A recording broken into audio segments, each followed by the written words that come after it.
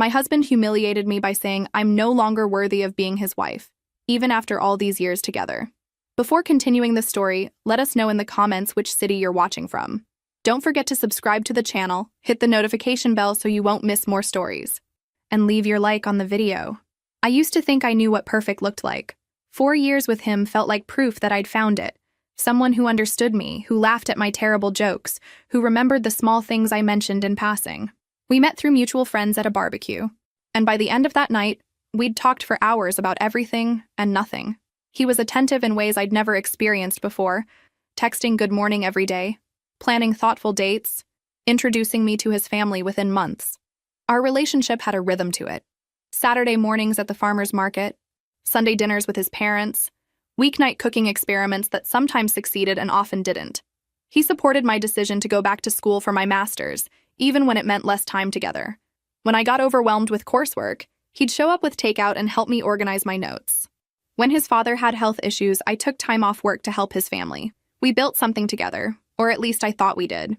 3 years in, during a weekend trip to the cabin where we'd spent our first vacation together, he proposed. It wasn't elaborate, just him and me on the dock at sunset, the water reflecting the orange sky. He'd planned it perfectly, down to having my best friend hiding nearby to capture the moment on camera. I said yes without hesitation. The ring was simple and beautiful, exactly what I would have chosen myself. We called our families from the dock, and I remember feeling like everything in my life had led to this moment. The engagement period started like a dream.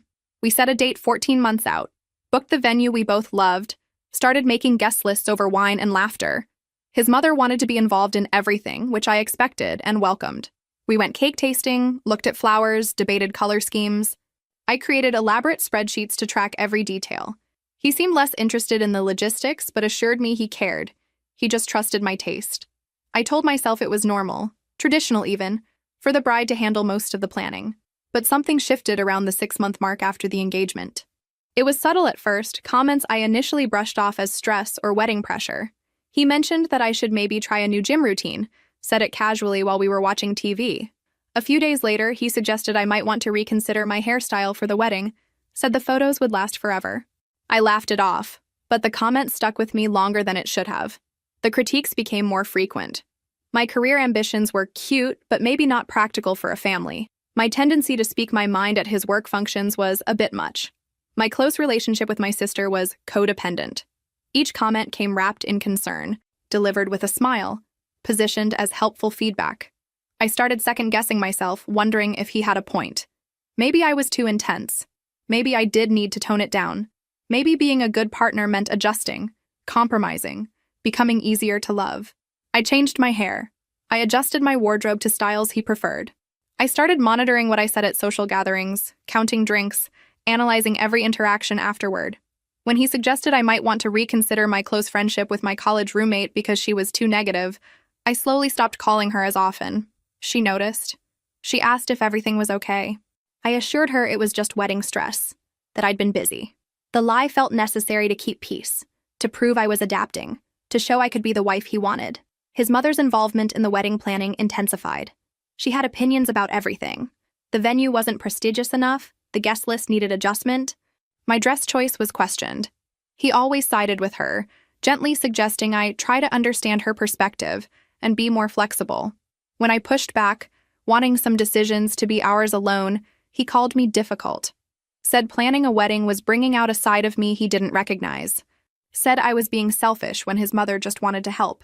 3 months before the wedding, during what should have been a simple discussion about the final guest count, something broke. We were in his apartment, me with my laptop open to the spreadsheet, him scrolling through his phone. I mentioned that we needed to finalize the seating chart. He looked up and said we needed to talk about something more important. The tone in his voice made my stomach drop. My mother brought something up the other day, he said, not looking at me. About the wedding. I waited, laptop still open, cursor blinking on the seating chart. The air in the room felt different suddenly. She's concerned about, well, about appearances. The country club crowd. You know how they are. He was choosing his words carefully, which wasn't like him. Or maybe it was, and I'd just stopped noticing. She's wondering if you'll be comfortable in those circles? If you'll fit in? The words hung there. I closed the laptop slowly. What does that mean? My voice sounded strange to my own ears. It's just, You're wonderful, you know that. But sometimes you're, I don't know, a bit rough around the edges. My mother's friends, they notice things. The way you dress, how you talk about your work, your family background. He was still scrolling through his phone. Couldn't even look at me while saying this. I'm not saying I agree, but she has a point about the optics. I felt something cold settle in my chest. Optics. Don't make this a big thing. I'm just being honest. Isn't that what you always say you want? Honesty? He finally looked up, and his expression was almost annoyed, like I was being difficult by not immediately understanding. Look, I love you. But love isn't always enough for a marriage to work. There are practical considerations, social ones. Over the next few weeks, the criticism became a steady drip. My laugh was too loud at his colleague's dinner party.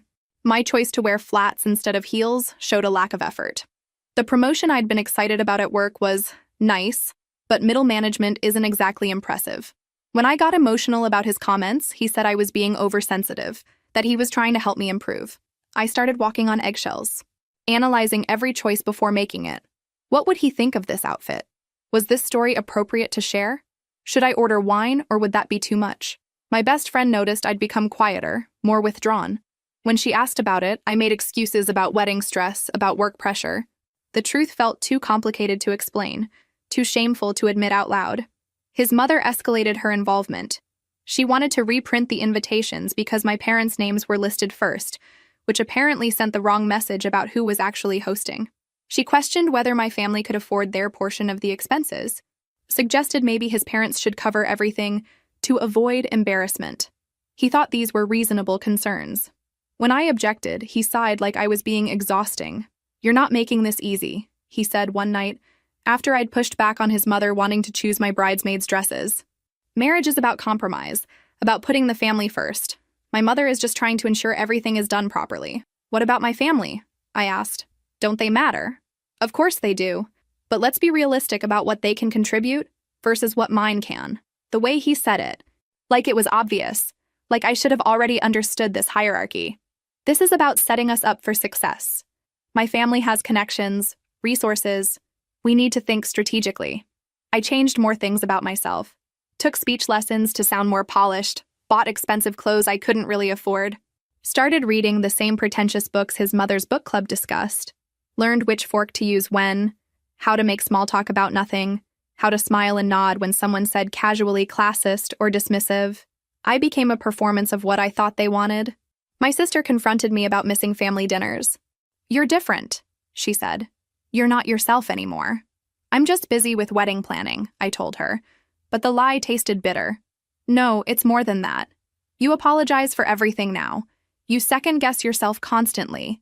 This isn't wedding stress. This is something else." I wanted to tell her she was wrong, but I couldn't find the words. Because she wasn't wrong. I barely recognized myself anymore. 2 months before the wedding, his mother hosted an engagement party at her country club. I'd been dreading it for weeks, had bought a new dress specifically for it, practiced conversations in the mirror. The night was going reasonably well until I was cornered by a group of his mother's friends. They asked about my family, my background, where I went to school. Their smiles were polite, but their eyes were evaluating, cataloging, judging. Later, in the car, he was quiet. Finally, he spoke. "You told them your father works in construction." "He does.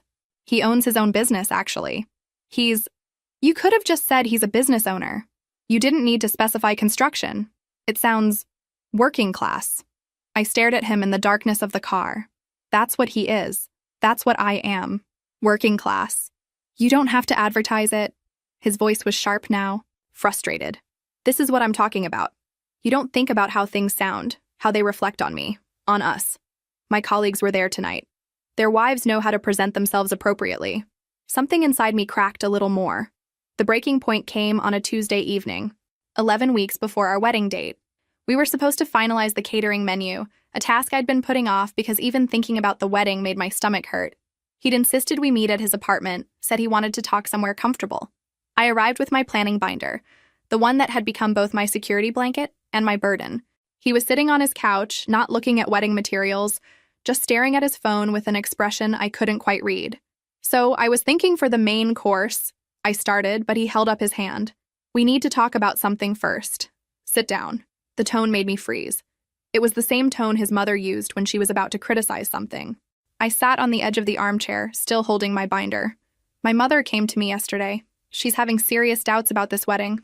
He said it flatly, like he was discussing a business transaction, about whether you're really the right fit for our family. What?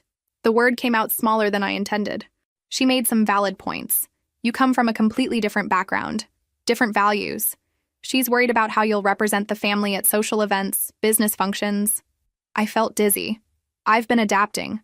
I've changed everything about myself trying to fit in. Have you, though? He looked at me then, and his eyes were cold. Because from where I'm sitting, you're still fundamentally who you've always been, and I'm starting to wonder if that's enough. The words landed like physical blows. I opened my mouth, but nothing came out. I've been thinking about this a lot lately, he continued, and there was something almost rehearsed about his delivery. About what marriage really means. About partnership and compatibility. And I think we've been fooling ourselves. About whether this can really work long term. Are you breaking up with me? My voice shook. 11 weeks before our wedding? I'm saying I have doubts. Serious doubts. He set his phone down. Look, I care about you, but caring isn't the same as being right for each other. My mother pointed out that I could probably do better. Someone who's already part of our world, who understands it naturally. Someone who wouldn't need so much adjustment. The cruelty of it hit me in waves. Do better. That's what your mother said? And you agreed with her? I'm being honest with you. Isn't that better than pretending? He sounded almost reasonable, like he was doing me a favor. Maybe we rushed into this. Maybe the engagement was a mistake. 4 years, I whispered. 4 years of my life. I changed everything about myself trying to be what you wanted. And now you're saying I'm not good enough? That you're settling? Don't be dramatic. I'm saying we're not compatible in ways I didn't fully appreciate before. My mother helped me see that. There are women in my social circle who would be more suitable, who wouldn't require this constant effort. Something snapped inside me. Maybe it was the way he kept mentioning his mother. Maybe it was the casual cruelty in his voice. Maybe it was the sudden, crystal-clear realization of what the rest of my life would look like if I stayed on this path. I laughed. I actually laughed, and the sound was sharp and surprising even to me. He looked taken aback. What's funny? You are. This whole thing is. The laughter kept coming, slightly unhinged. You're telling me I'm not good enough while sitting in your mother's shadow. You're a grown man letting your mommy decide whether your fiancé is suitable, and you think you're doing better than me? Don't be childish. Childish? I stood up, still clutching my planning binder. You've spent months systematically destroying my confidence, making me question everything about myself. And now you have the audacity to tell me I'm not good enough? That you're settling? I knew you'd react like this. This is exactly the kind of emotional instability I'm talking about. The words that should have hurt just made me laugh harder. Because I suddenly saw it all so clearly. The manipulation, the gaslighting, the slow erosion of my sense of self. How close I'd come to marrying this man. We're done, I said, and my voice was surprisingly steady. Not because you're having doubts. Because I deserve so much better than someone who thinks loving me is settling. Someone who lets his mother dictate his life. Someone who spent months making me feel worthless. You're going to regret this. His voice had an edge now. You're not going to find someone better. Do you know how many women would kill to be in your position? Then call one of them. I'm sure your mother has a list. I headed toward the door. The deposits on the wedding. Keep them. Consider it payment for the lesson. I turned back one last time. You're right about one thing. We're not compatible. Because I'd never treat someone I love the way you've treated me. I walked out, leaving the binder on his coffee table. 4 years of my life, reduced to a planning binder I no longer needed. The calls started that same night. Angry texts demanding I return to talk like adults. Voicemails that alternated between rage and theatrical apologies. I blocked his number around midnight, then lay awake staring at the ceiling, my phone silent for the first time in years. The next morning, the reality of what I'd done hit me. I had to cancel a wedding, tell my parents, my friends, my coworkers, return gifts that had already started arriving. The humiliation felt suffocating until my sister reminded me that staying would have been worse. You dodged a bullet, she said when I called her crying. A really expensive, emotionally abusive bullet. My best friend, the one I'd been slowly pushing away, showed up at my apartment that afternoon with wine and takeout. She didn't say I told you so, even though she'd tried to voice concerns months ago. She just held me while I cried and helped me start making the necessary phone calls. Canceling the venue was easier than expected. They'd seen it before, were almost kind about it. The caterer kept half the deposit but waived the rest. My mother cried, not because the wedding was off, but because I'd been suffering and hadn't told her. My father asked if he needed to have a conversation with him. I said no, that walking away was enough. His mother called my phone repeatedly. I let it go to voicemail, listened once to her saying I was making a huge mistake, that I'd never do better, that I was throwing away my future out of pride. I deleted the message and blocked her too. The hardest part was the apartment I'd been living in, the one we'd chosen together, the one that was supposed to be temporary until we got married and moved into the house his parents were helping us buy. My lease was month to month, easy to break, but finding a new place felt overwhelming when I could barely get out of bed. My sister helped me look at apartments. We found a small one-bedroom in an older building. Nothing fancy, but it was mine alone. The lease was entirely in my name. The deposit came from my savings, not family money or his contributions. Signing those papers felt like taking my first real breath in months. Moving day was strange. I didn't have much that was actually mine. I'd left behind so much when we'd merged our lives. The coffee maker he'd bought because mine wasn't good enough. The artwork his mother had chosen for the walls. The expensive dishes from his family's preferred store. I took my books, my clothes, my grandmother's quilt, and the few things that had survived the relationship still feeling like mine. His messages found new avenues. Email, social media. He created new phone numbers. The anger phase lasted about a week. Messages calling me ungrateful, stupid, sabotaging my own future. Then came the apology phase.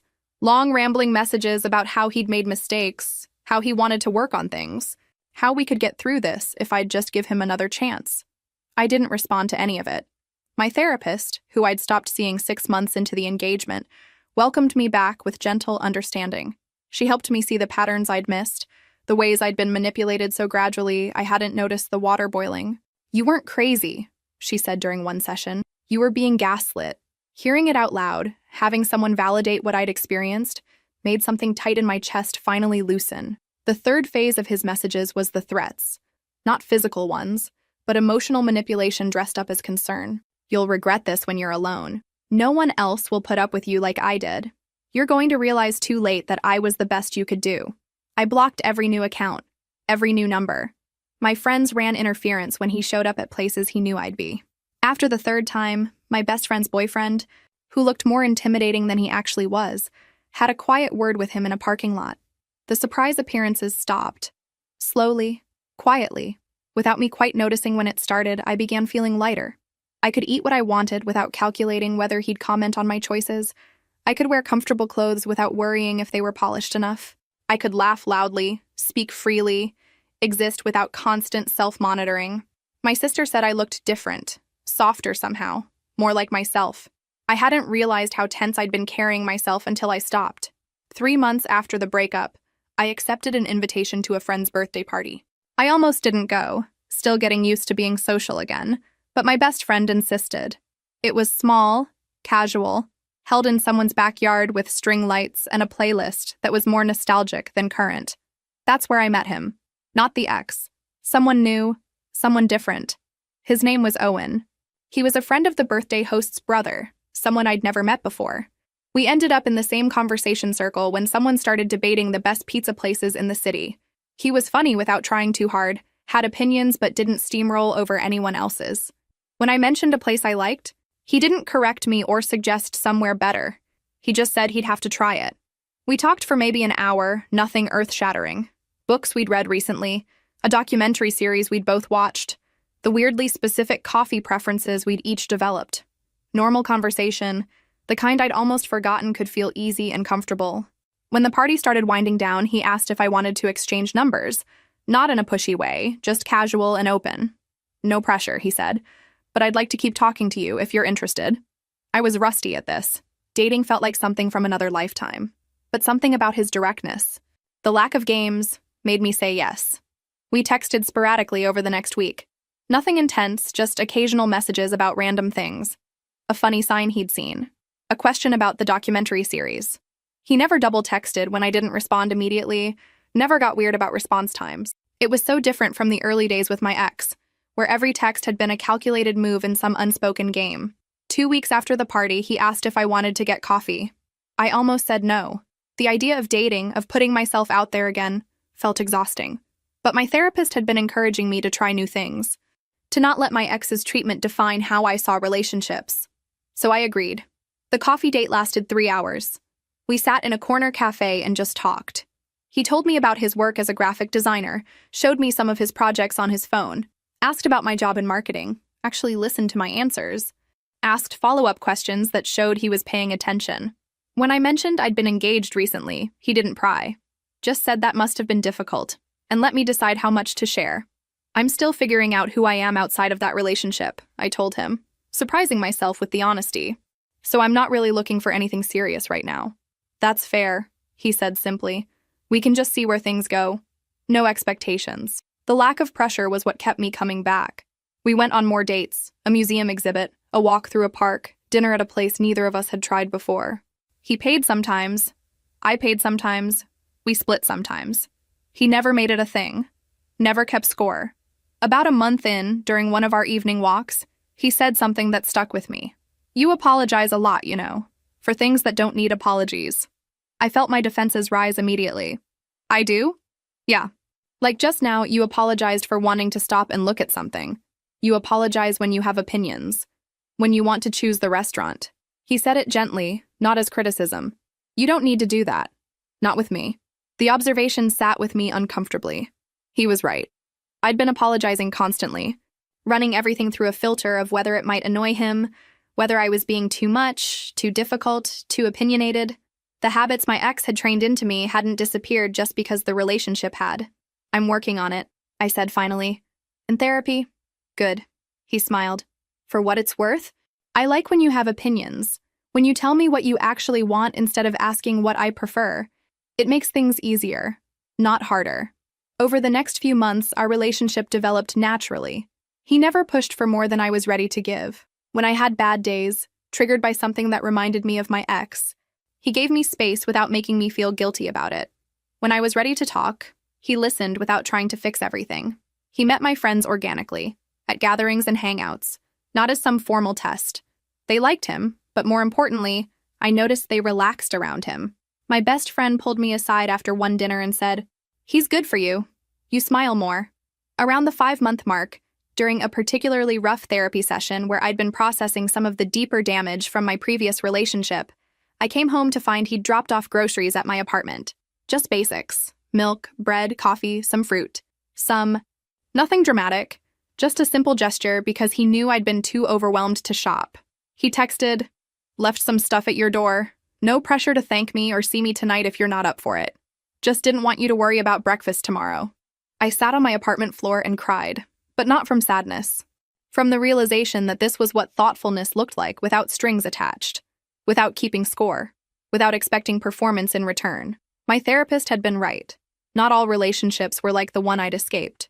Some people actually meant it when they said they cared about you. Some people showed up without needing a trophy for it. I was starting to believe I deserved that kind of care. Starting to believe I was worthy of it without having to change every part of myself first. 7 months into dating Owen, I thought I was doing better. I'd stopped apologizing constantly. Started expressing preferences without anxiety. My therapist said I was making real progress in unlearning the defensive patterns my ex had created. Then came the dinner with Owen's work friends. It was supposed to be casual, just a group gathering at someone's apartment, potluck style. I'd brought pasta salad and spent probably too long choosing what to wear, eventually settling on something comfortable but nice. Owen held my hand during the drive over, told me they'd love me, that there was nothing to stress about. The evening went fine at first. His coworkers were friendly, inclusive. They asked about my work, told funny stories about office mishaps. I was actually enjoying myself, feeling like I belonged in this space with Owen, in this version of my life that felt healthier and more authentic. Then someone named Jen made a comment. It was nothing, really. Just an observation about the vintage jacket I was wearing, something I'd found at a thrift store and loved. She said it was interesting with this particular smile. And maybe she meant it as a compliment. Maybe it was totally neutral. But something about her tone, her expression, the way the others glanced at each other, it hit every single insecurity my ex had carefully cultivated. My chest tightened. The room felt too small suddenly, too warm. I excused myself to the bathroom and sat on the closed toilet lid, trying to remember the breathing exercises my therapist had taught me. But my mind was spiraling. They think I don't fit. They're judging me. Owen's going to realize I'm not good enough for his world. When I came out, Owen took one look at my face and suggested we leave early. In the car, I picked a fight about something stupid. The way he'd laughed at one of his coworkers' jokes. How maybe he wished I was more like Jen, more polished and appropriate. I knew I was being irrational even as the words came out, but I couldn't stop. "Where is this coming from?" Owen asked, genuinely confused and hurt. "Everyone loved you tonight. Did they, or were they just being polite? What does that even mean?" I couldn't explain it. Couldn't articulate that a single word, interesting, had unlocked every door I'd been trying to keep closed. That I was back in my ex's apartment being told I wasn't good enough, wasn't right, needed to change everything about who I was. Owen drove me home in tense silence. At my door, he tried to talk it through, but I was too raw, too defensive. I told him I needed space. He looked worried but respected it, said to call him when I was ready. I spent the next 3 days in a shame spiral. Therapist was on vacation. My best friend was out of town for work. I felt utterly alone with thoughts that wouldn't stop looping. You're too damaged. You're going to ruin this good thing. Owen deserves someone who doesn't have this much baggage. That's when the message came through. I was scrolling mindlessly through social media, torturing myself by looking at pictures from the dinner party that had been posted, analyzing every face for signs of judgment. Then I saw the notification, a message request from an account I didn't recognize, but when I opened it, I knew immediately who it was. My ex had created a new profile. "I know you probably don't want to hear from me," the message read, "and I don't blame you. But I've been doing a lot of work on myself. Therapy, actually confronting my issues instead of projecting them onto you. I owe you a real apology, not the half-assed ones I sent before. No expectations, no pressure. I just wanted you to know that I see now how badly I treated you. And I'm sorry. I should have deleted it. Blocked the account. But I was vulnerable and hurting, and some self-destructive part of me wanted to read more. Wanted to hear him say the things I'd needed to hear a year ago. I didn't respond. But I didn't block him either. 2 days later, another message. "I saw you're with someone new. He seems nice. You deserve that." Ooh, deserve better than how I was. Just wanted you to know I'm genuinely happy you found someone who treats you right. It was manipulation disguised as maturity. Some part of me knew that. But another part, the part that was still hurting from the dinner party, that was still carrying wounds he'd inflicted, that part wanted to believe he'd actually changed. The third message came after I'd had another difficult conversation with Owen, one where I'd been defensive and withdrawn and clearly wasn't giving him what he needed. "I know I have no right to say this, but if you ever want to talk, I'm here. No games. Just one person who's been through therapy to another." I stared at those messages for hours. Didn't respond, but didn't delete them either. That night, Owen called. "I'm worried about you," he said. "You've been distant since the dinner party. Did something happen? Did someone say something that upset you?" "It's not about the dinner," I lied. "I'm just dealing with some stuff. Can I help? We're supposed to be partners in this. I need to figure some things out on my own." The silence on the other end was heavy with hurt and confusion, but he didn't push. Just said he loved me and was there when I was ready. After we hung up, I looked at my ex's messages again. And this time I typed a response. "Hi." Just that. 2 letters that would change everything. The response came within minutes, like he'd been waiting. "I'm really glad you reached out. I wasn't sure you would. How have you been?" We messaged back and forth for an hour. Surface-level stuff at first. How we'd been, what we'd been up to. He told me about the therapy he'd been doing, about reading books on emotional intelligence. Named specific titles I recognized from my own therapist's recommendations. It felt different from before, more self-aware. "I've been thinking a lot about how I treated you," he wrote. "About how my mother's influence shaped my behavior, how I used her as an excuse instead of making my own decisions. You deserved a partner, not someone who let his family dictate his relationships." The words I'd needed to hear a year ago. Over the next week, the messages became more frequent. He was careful, never pushy, always respectful. He asked about my work, remembered details, sent me articles about topics we'd discussed. Then he started showing up. The first time felt coincidental. I was at my usual coffee shop when he walked in, looked surprised, asked if he could join me, said he'd moved back to the neighborhood. It seemed plausible. We talked for 2 hours. He was different in person, or maybe I wanted him to be. Less critical, more interested in listening. He asked about Owen without malice, said he hoped I was happy. When I mentioned some rough patches, he didn't pounce, just nodded sympathetically. "Relationships are hard," he said. especially when you're still healing. I know I contributed to that for you. I'm sorry. The second coincidence happened at the grocery store. He laughed when he saw me, said something about the universe working mysteriously. We got coffee again. I need to tell you something, he said. I don't want you to think I'm trying to manipulate you. I just need to be honest. My heart rate picked up. Okay. I dated someone after you. Someone my mother approved of, everything I thought I wanted. But she wasn't you. After 6 months, I realized I'd made the biggest mistake of my life letting you go. That's not fair, I said, but my voice was shaky. You can't just say that now. I know it's not fair. You've moved on. I'm not asking you to do anything with this. I just needed you to know that I see it now. What I had and destroyed. And if I could go back and do everything differently, I would. The words wrapped around me like a familiar blanket. Over the next 2 weeks, he was everywhere. The farmer's market, the park where I ran, my favorite bookstore. Each time with explanations, each time resulting in more conversation, more apologies, more declarations of change. I started hiding these meetings from Owen. Not consciously at first, just not mentioning them. Then actively lying when he asked about my day. Creating excuses for why I couldn't see him, why I was distracted. Owen noticed. Are you seeing someone else? He asked after I'd canceled plans for the 3rd time in 2 weeks. No. God, no. I just need space to figure some things out. What things? A month ago we were fine, and now I feel like I'm losing you and I don't understand why. The hurt in his voice should have been enough to snap me out of it. Instead, I got defensive. Maybe we moved too fast. Maybe I'm not ready for a serious relationship. Where is this coming from? His voice cracked. Did I do something? This isn't about you. It's about me needing to work through my own stuff. He left that night looking devastated. Instead of calling him to fix it, I messaged my ex. Can we meet tomorrow? I really need to talk. He responded immediately. Of course. Whatever you need, I'm here.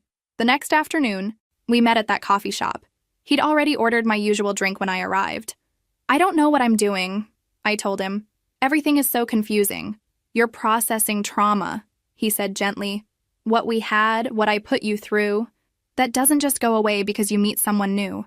Maybe part of you needs closure with me before you can really move forward. Is that what this is? Closure?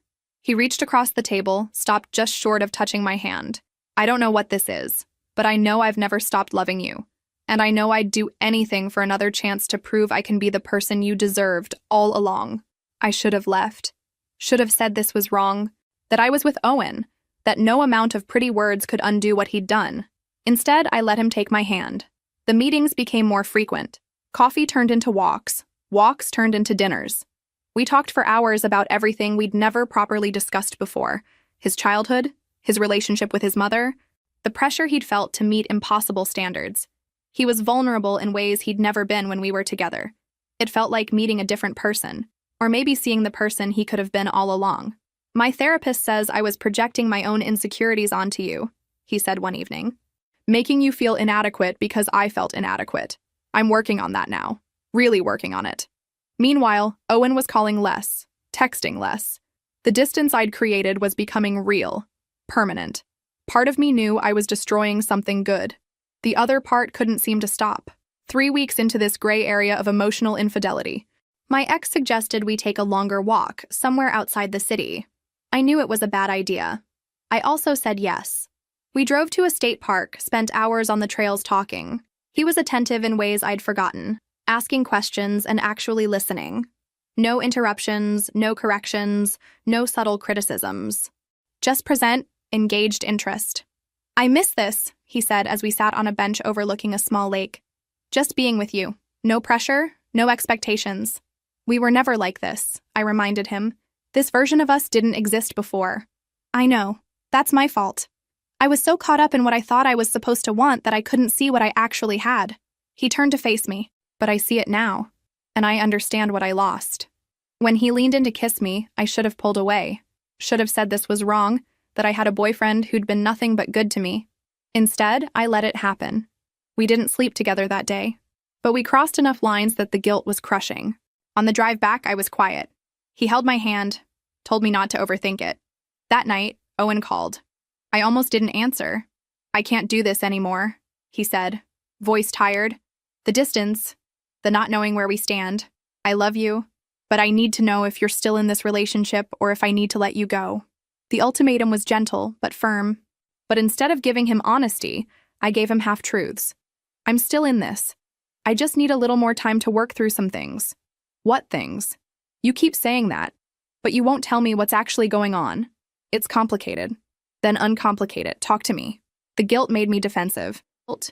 Maybe I'm not good at relationships. Maybe I'm too damaged. Don't do that, he said quietly. Don't use your ex as an excuse to push me away. I've been patient, but I need something from you here. I wanted to choose him. Logically, rationally, I knew Owen was right. Stable, kind, healthy. But emotionally, I was caught in the undertow. I need more time, I repeated weakly.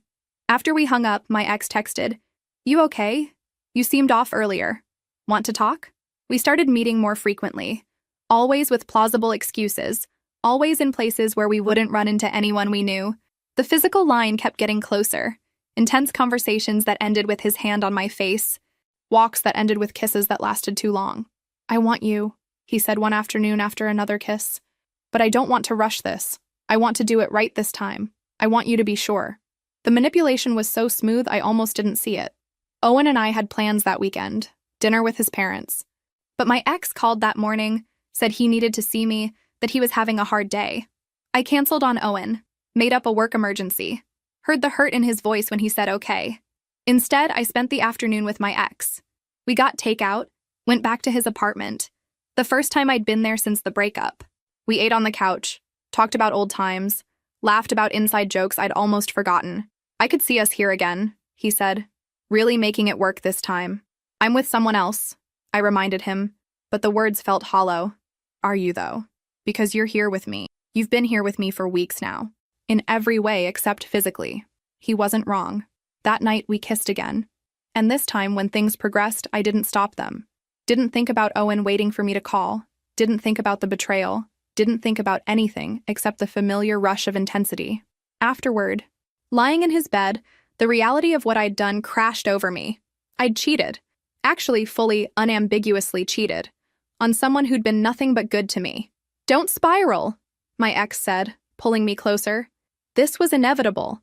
What we have, this connection, it's bigger than timing or circumstances." I wanted to believe him. Wanted to think this meant something profound rather than just being a massive mistake. But the guilt was suffocating. I left around midnight, drove home in a daze. Owen had called twice, texted asking if I was okay. I responded that I'd been in meetings all day, that I was exhausted, that I'd call him tomorrow. The lies were piling up so high I couldn't see over them anymore. Over the next 2 weeks, I lived in both worlds. Seeing Owen occasionally, maintaining the pretense of our relationship while it deteriorated, seeing my ex constantly, falling back into patterns that felt familiar even as warning signs started appearing. Small things at first, a comment about my outfit being a bit casual, a suggestion that I might want to work out more, the kind of things I'd trained myself to ignore before. But I was in too deep to see clearly. My ex told me he loved me, that he'd never stopped, that we were meant to be together, and some broken part of me believed it. When my ex pressured me to end things with Owen officially, I hesitated. Because Owen was good. Owen was safe. Owen represented the life I knew I should want. But I was already choosing my ex with every lie, every canceled plan, every moment I spent in his bed instead of building something real with someone who actually cared about me. I just hadn't made it official yet. The moment of full confession came during one of those late-night conversations with my ex, the kind where the darkness made everything feel more intense and honest. We were in his bed, my head on his chest, his fingers tracing patterns on my shoulder. "Tell me you love me," he said. Not a question, but not quite a demand either. The words caught in my throat, because saying them out loud felt like crossing a final line, making all of this undeniably real. I started, then stopped. "You what?" He shifted to look at me, his eyes searching mine in the dim light. "You've been here with me for weeks now. You chose me over him tonight. Yesterday, the day before. Just say it. Say what we both know is true. I love you." The words came out as a whisper, but they were out there now. Irretrievable. I never stopped loving you. Even when I hated you, even when I thought I'd moved on, I never stopped. He kissed me then, deep and possessive, like he'd won something. And maybe he had. "Then you need to end it with him," he said afterward. "Really end it. Be with me properly. Give us a real chance this time." "I will. I just need to figure out how to..." There's nothing to figure out. You tell him it's over. Clean break. Clean. Then we can start fresh. Do this right. But every time I thought about actually having that conversation with Owen, my chest tightened, because ending it meant admitting what I'd done, meant watching someone I cared about process the betrayal, meant becoming the villain in someone else's story. I'll do it, I said. Soon. I just need to find the right time. My ex's expression hardened slightly. There's never a right time for these things. You're making excuses. I'm not. I just don't want to hurt him more than necessary. You've already hurt him. Every day you wait, you're hurting him more. And you're disrespecting what we have. He was right. But that didn't make it easier. I was paralyzed between two versions of my life. The safe, healthy one I was destroying, and the intense, toxic one I was running back to. Days passed, then a week. I kept seeing both of them, kept lying to both of them in different ways. Owen knew something was deeply wrong but couldn't prove it. My ex was growing impatient with my inability to make a clean break. You're keeping him as a backup plan, my ex accused during one argument, in case this doesn't work out with us. That's what this is really about. That's not fair, isn't it? You say you love me, but you won't leave him. You're with me, but you won't commit to me. How is that different from what you're accusing me of? The comparison stung because it had truth in it. I was doing exactly what I'd condemned, stringing someone along, being dishonest, choosing my own comfort over someone else's clarity. My best friend noticed I'd been distant again, different from the first time, called me out over coffee one afternoon. You're seeing him again, aren't you? She said. Your ex. I can tell. I didn't confirm or deny it, which was answer enough. God, what are you doing? Owen is good to you. He treats you right. And you're going back to the guy who spent months tearing you apart? He's different now. He's been in therapy. Stop. Just stop.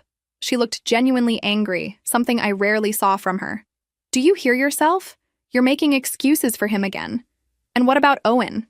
Does he know? My silence answered that too. You're cheating on him.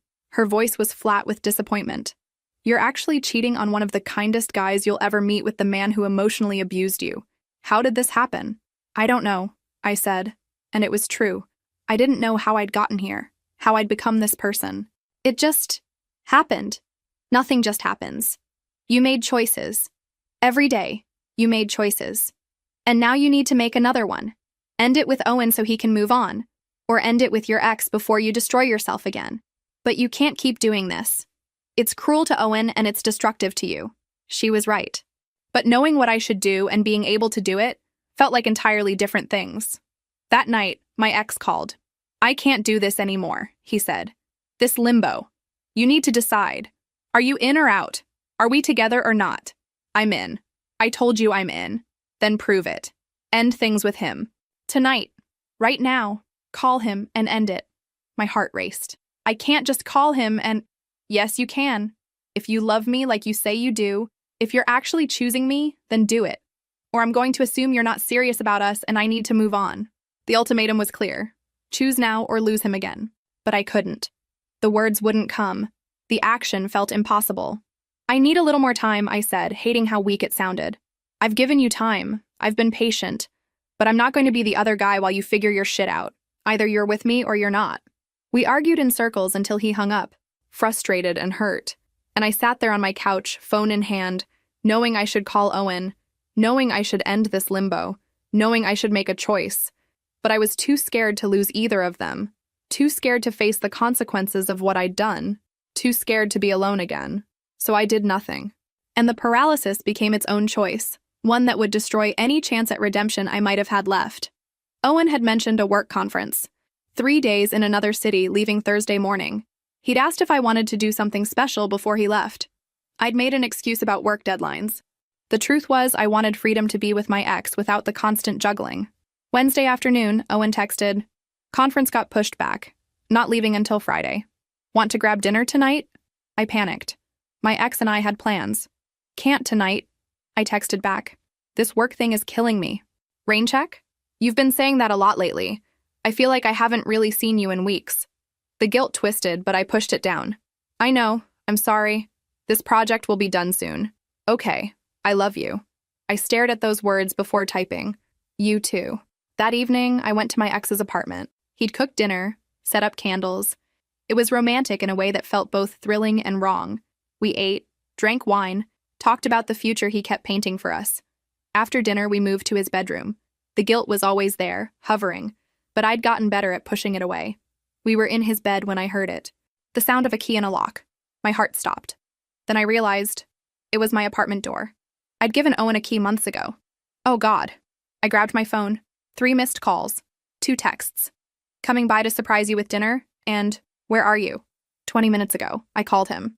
It rang once before going to voicemail. He'd rejected it. I called again. Voicemail. Again. Voicemail. He knows, I said. He went to my apartment and I wasn't there, and now he knows. I threw on clothes and drove to my apartment. His car was gone. Inside, there was a bag on my counter. Takeout from my favorite restaurant, now cold. And next to it, a small box. A ring. Simple, elegant, exactly my style. I called him again. Nothing. Texted, please let me explain. Nothing.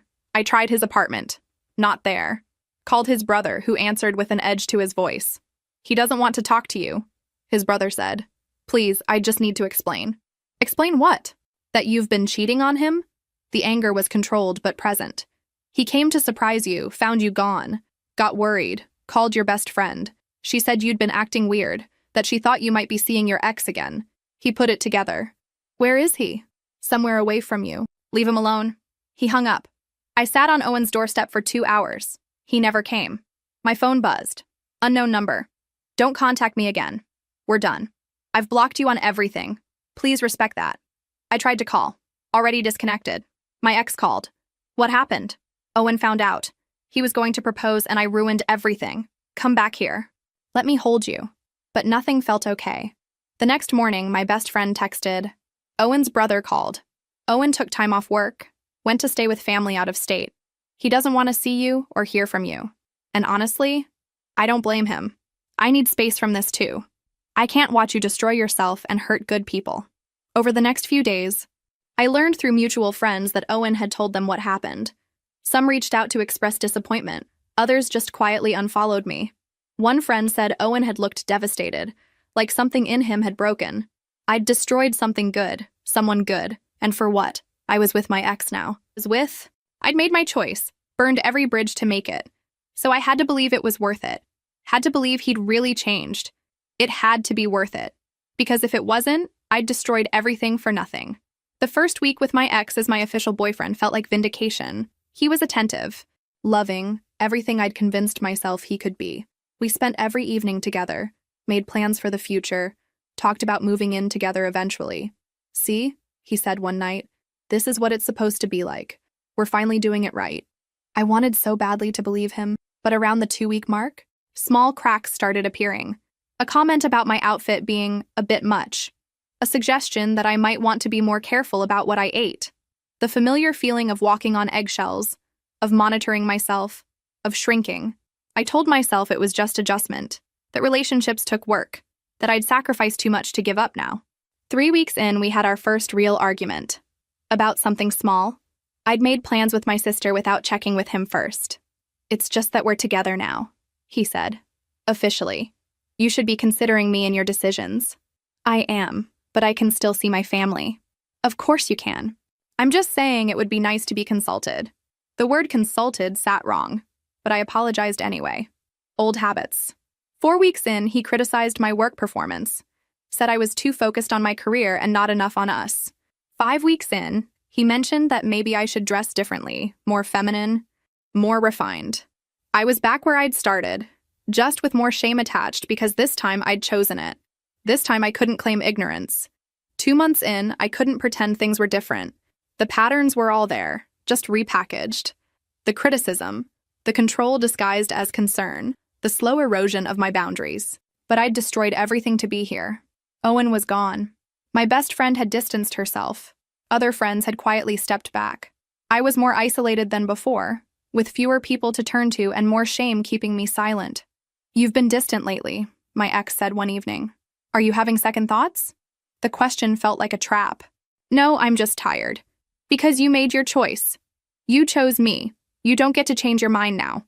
The words had a threatening edge, but I nodded, agreed, apologized. 3 months in, his phone became a source of anxiety. He was protective of it, angling the screen away. taking calls in another room, getting defensive. Why are you so paranoid? He'd say. You're the one who cheated. Maybe you're projecting.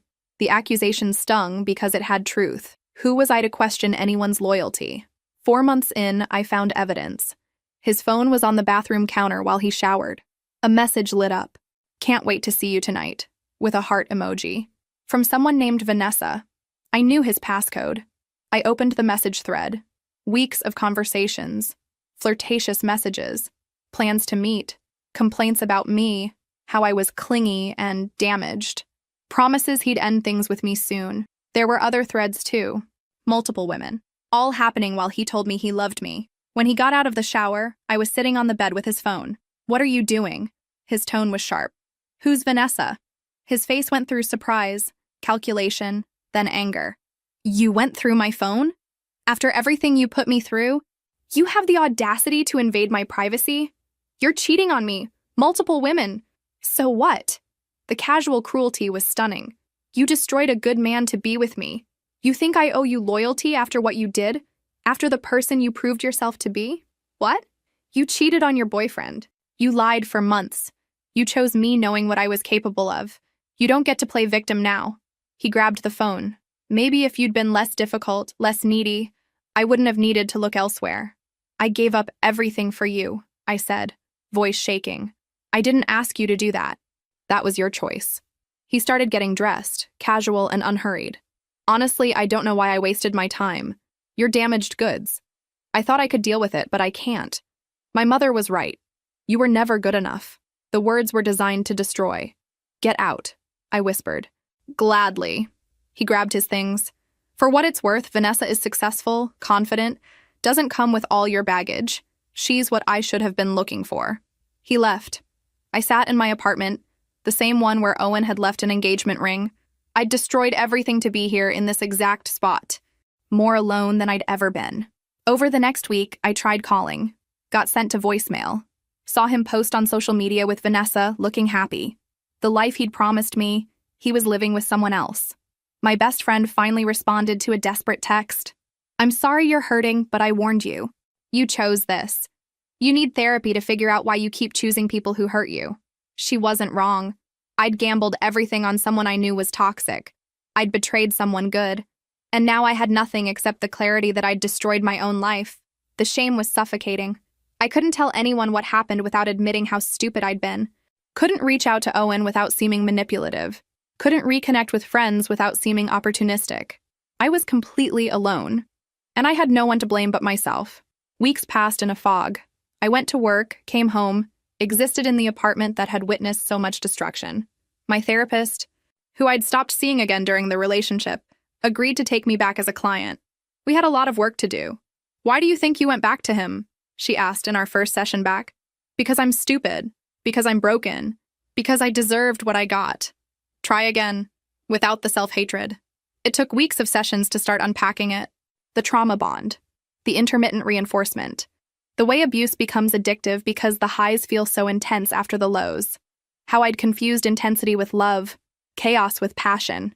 You're not broken, my therapist said. You're someone who experienced psychological abuse and didn't have the tools to recognize it was happening again. That's not stupidity. That's how manipulation works. The words helped a little, but they didn't undo what I'd done. Didn't bring Owen back. Didn't restore my friendships. Didn't erase the fact that I'd become exactly the kind of person I never thought I'd be. 5 months after my ex left, I was still picking up the pieces. Still learning to be alone without it feeling like punishment.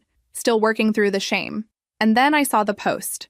Owen, at a nice restaurant, clearly on a date, looking happy in a way I hadn't seen in months. The woman next to him was smiling at him with uncomplicated affection. And I knew. That could have been me. Should have been me. I'd had that, and I'd destroyed it. A year later, I was pregnant with my ex's child. The nausea had persisted for 2 weeks before I took the test. Positive. The timing was exact. Those final weeks before I discovered his cheating. I'd be connected to him forever.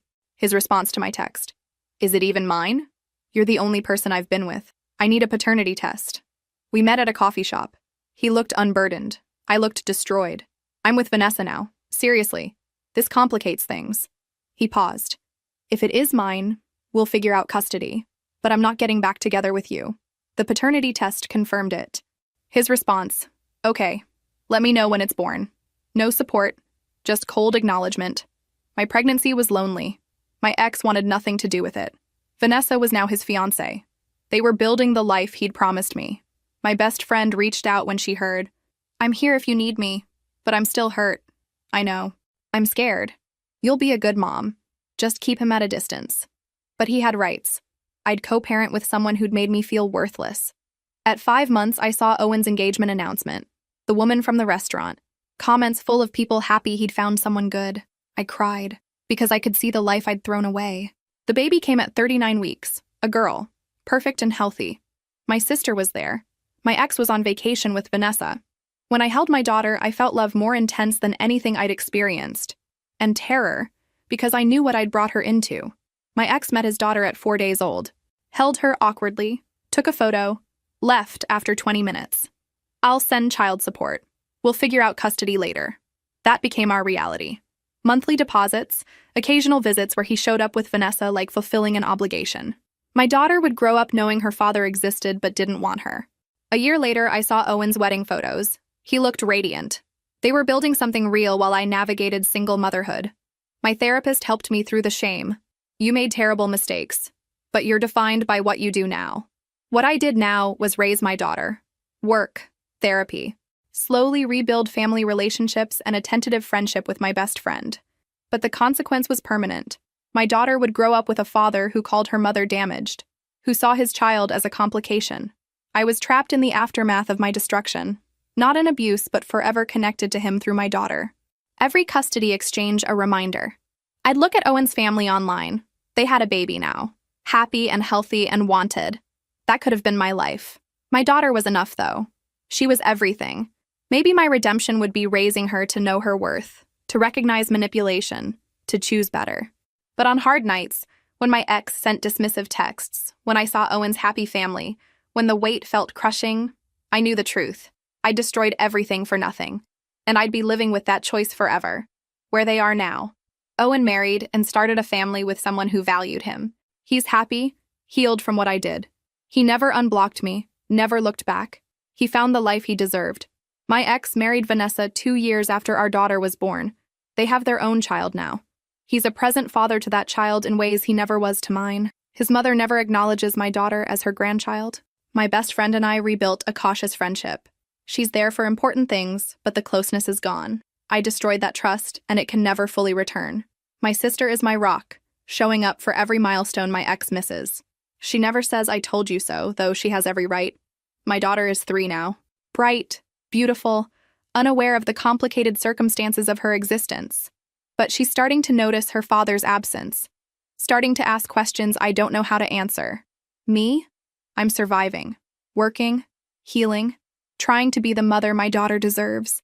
Living with the permanent consequence of choosing intensity over stability, manipulation over genuine love. I destroyed a good man's trust. I ruined my chance at happiness. I brought a child into a broken situation she never asked for. That's my story.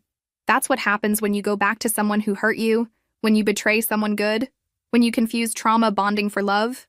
I can't undo it. I can only live with it. Forever. The apartment where Owen left the engagement ring still has a mark on the counter where I dropped the box that night. My daughter plays near that spot now, oblivious to the ghost of a life that could have been. Sometimes she asks why other kids have daddies who come to school events. I tell her daddy is busy, that he loves her in his way. The lie tastes bitter. My ex sends photos of his new family on holidays. His daughter, my daughter's half-sister, dressed in matching outfits with Vanessa. My ex's arm around them both, looking like the perfect family. My daughter isn't in those photos. She's the secret, the complication, the reminder of his past mistakes. Owen's wife is pregnant with their second child, I see from social media.